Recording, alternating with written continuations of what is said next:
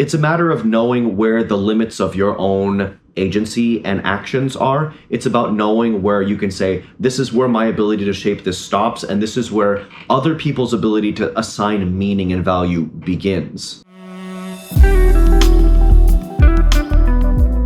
Welcome to Passionfroot, where we pursue lives of purpose together. My name is Max, and I am back again for another video. In September, I had the incredible privilege of going on the first group trip that the Passionfruit team ever had, and we recorded a bunch of videos together, as of course we would. Content house, temporary mobile content house. Welcome to Passionfruit, where we pursue lives of purpose together, and in this case, very much actually together. A rarity thus far in the history of this channel, but it's happening. I'm a musician, I play in a band, and this summer, my band put out a new EP. If you're not familiar with the terminology, EP stands for extended play. That is longer than a single, but shorter than an LP or long play record. And we came to this agreement with the Passionfruit team that they wouldn't listen to it except for the one single that I showed them beforehand, but they wouldn't listen to the EP until we all got together to listen to it at the same time. One of the reasons I wanted to do this was because while I share my music with lots and lots of people in various ways, on stage, live, or,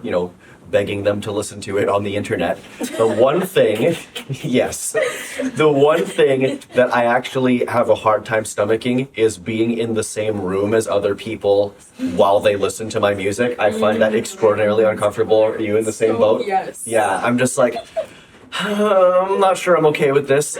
If I'm actually performing the music, that's fine. If I send someone a link or a file and say, hey, listen to this and let me know what you think, I'm totally fine with it. But I find it so dreadfully uncomfortable to sit in the same room as someone listening to a recording of me or watching a video of me that it makes my skin crawl. Or at least historically, it has made my skin crawl. And so part of the challenge for myself in this exercise was to see how I would feel being in the room with these creators that I've been working with over the course of a year, and just seeing how it felt to be there as they listen to this music that they'd never heard from me before. So we are going to do that as an exercise today. We've picked 2 songs from my band's latest EP that I think will be either worth discussing or we'll have some interesting Easter eggs for the group. There were a couple of mitigating factors for this. We listened to 2 songs from the EP. One of the songs is actually a collab with me and Evan, which is fun.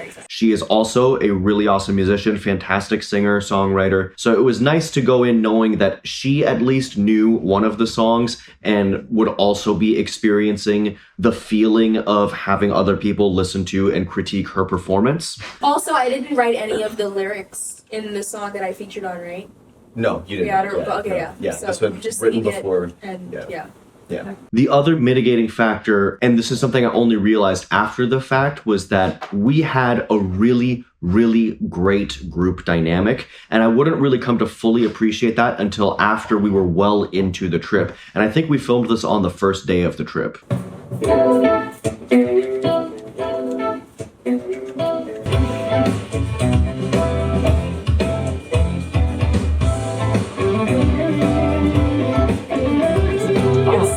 It's actually amazing. Oh my gosh.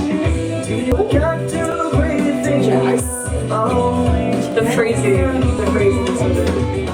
For anyone who feels like it's difficult to show people their work or show people your art, your music, whatever it is that you make that you're proud of and you want social feedback on, but you feel maybe unsure about sharing it with your circle, your friends, your family, it's really important to pick the right people. And I know that part of the trick there is knowing who the right people are, but the saying goes, don't throw your pearls before swine, and it really holds true. Some people are just not gonna be in a headspace or a mindset or even have the experience or knowledge base to interact with your art in the way that you want them to, in the way that would give you the feedback that you're looking for. And that's literally okay. There are going to be some people who are able to give you like really technical critique.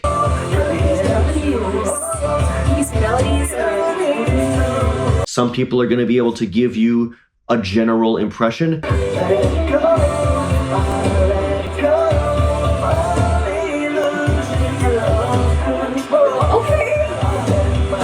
And some people are just not the right people to interact with your art. And every single one of those cases is fine on its own terms. Darcy herself, who is an amazing visual artist, and she can play piano a bit, she can sing quite well. She said, I wish I knew more about musical terms so I could actually speak better about this, because there's something about this that just feels very jazzy. but because she is not dedicatedly a musician, she wouldn't necessarily offer me like technical critique on like, you should have used a different chord here, the harmony was off here. That's not the kind of thing she's going to give me, but she is going to give me the raw, visceral impression that a piece of art gives her, right? She has the knowledge base as an artist to give me that, and that's still valuable. Dang, that was so good. For a lot of young musicians, it can feel like it's really difficult initially when you're just starting off to get people to take you seriously. And it can feel like you have a lot to prove when you're showing your art to people. It's really easy to feel like every little critique is delegitimizing or is somehow taking away from the quality and the validity of what you're doing. And when you're in that space, you can't really afford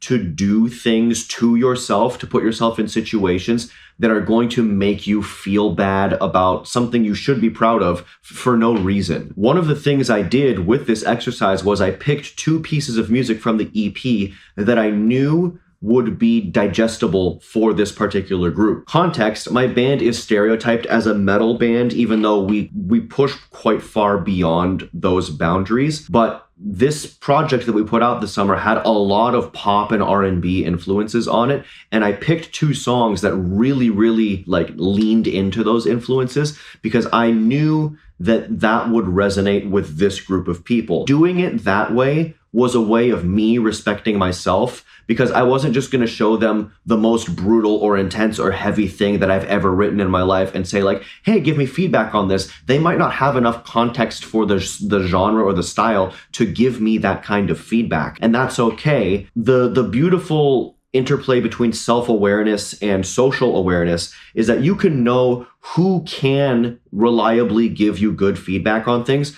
without putting unfair expectations on others and without putting people in a position where they feel like they want to validate you, but they can't really give you anything. And that's not to say that the people in this group couldn't give me any feedback, because they gave me some amazing feedback on both of these songs. But that's probably one of my, I think that might be my favorite from you. Okay. I want to say, yeah. oh, sorry. Genuinely, that's my favorite from you. And the second song I shared with them was definitely Out There. Wow.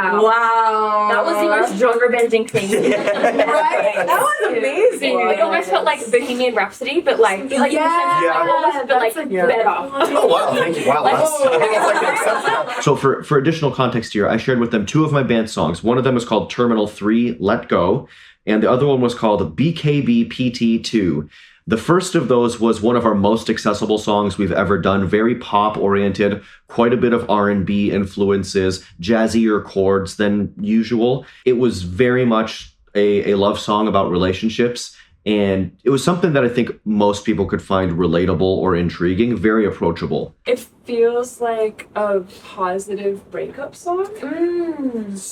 Yes. So I was going to ask if you guys want to take a stab at like the gist of the lyrics. Like, well, to me, it just sound like a breakup, literally. But like, it could also, I could see that there could be some sort of metaphorical meaning there as well, layered on top of Your it. literal meaning was very accurate, though.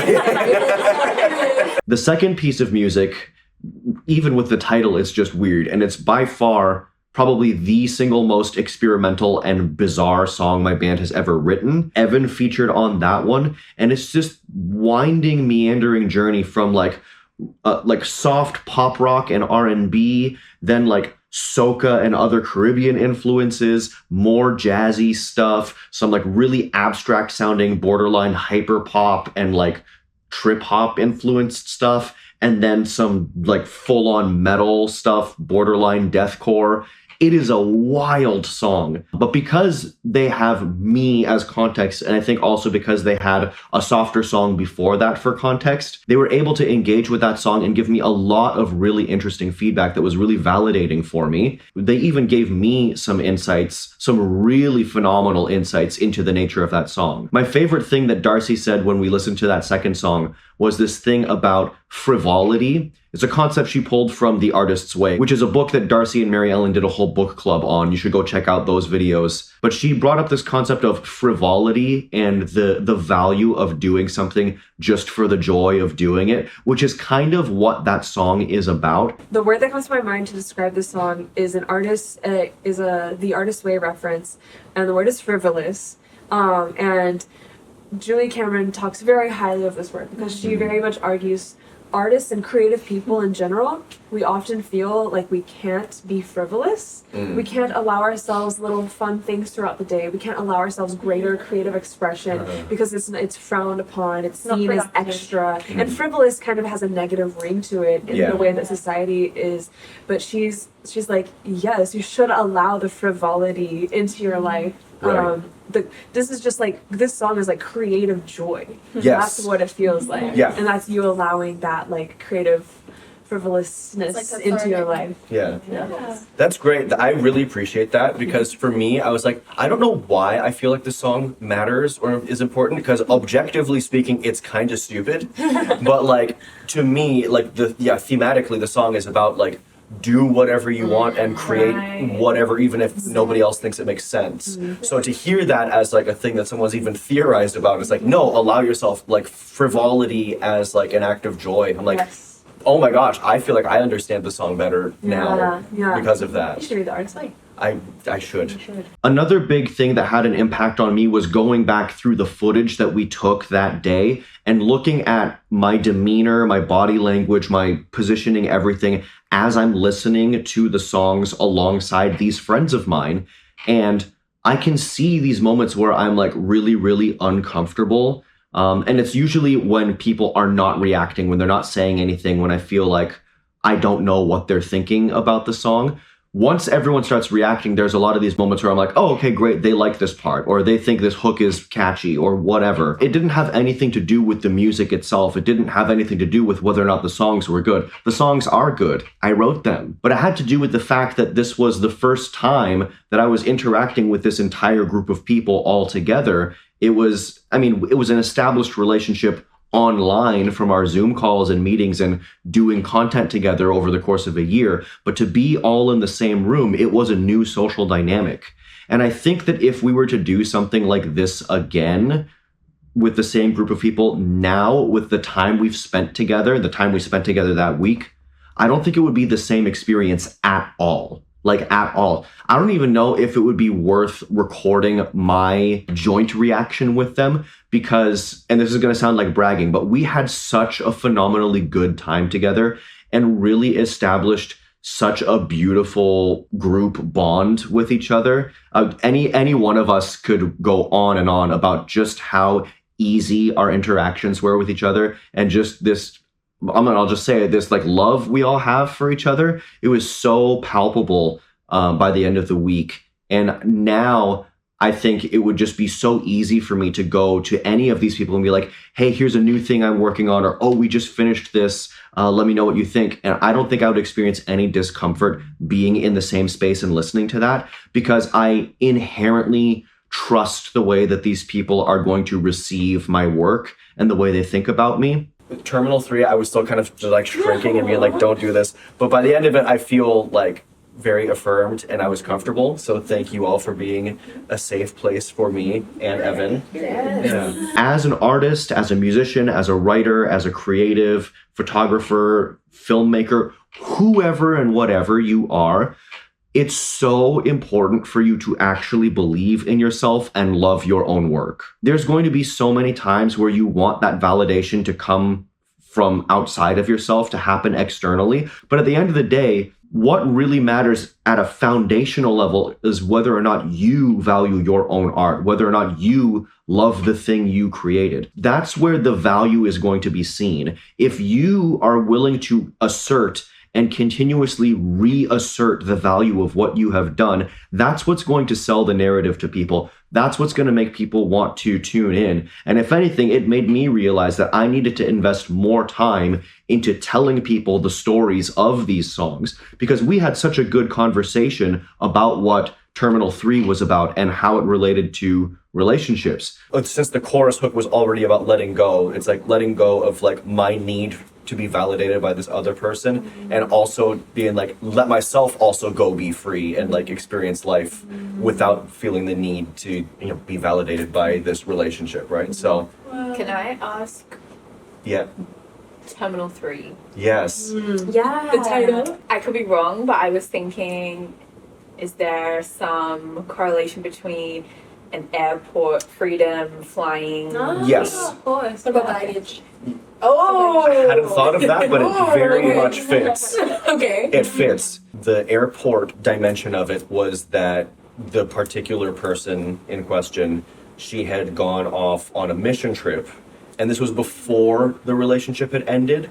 But like, I think it was a moment where I had like dropped her off literally at Terminal 3 of Pearson International Airport in Toronto, where I was like, I could tell I was like, we are going in different directions. And I didn't want to like admit it to myself at the time, but it was a moment where I was like, we want different things out of life. Hence why there's a fly away line at the end of every chorus, because that was also literal. Yeah. Literally flying. Yeah. Yeah. Literally, she flew away. Yeah. Yeah. The lyrics, for me, that's what I was really following along with. Like, the best thing I can be is right for me. I like that this is a positive. That's good. Yes. We had such a good conversation about that, but it really reinforced for me that like it is my responsibility as the artist to take ownership of telling my stories, and whether that be finding a way to frame the art so that it can really stand on its own, or whether that be really assisting the narrative of the art from outside of the piece itself. Whatever it is that works for you, you have to be committed to the quality of your own work. Believe in the quality of your own work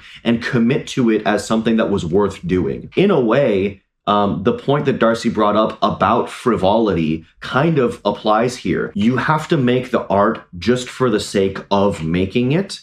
And then once it leaves your hands and becomes something that other people can consume, the way that they receive it is in fact out of your hands. That is the gamble. That is the risk. And however people receive it is up to them and not up to you. But how you present it is up to you. It's a matter of knowing where the limits of your own agency and actions are. It's about knowing where you can say, this is where my ability to shape this stops, and this is where other people's ability to assign meaning and value begins. And once you make peace with that, I think it becomes much easier to be confident in presenting your work to other people.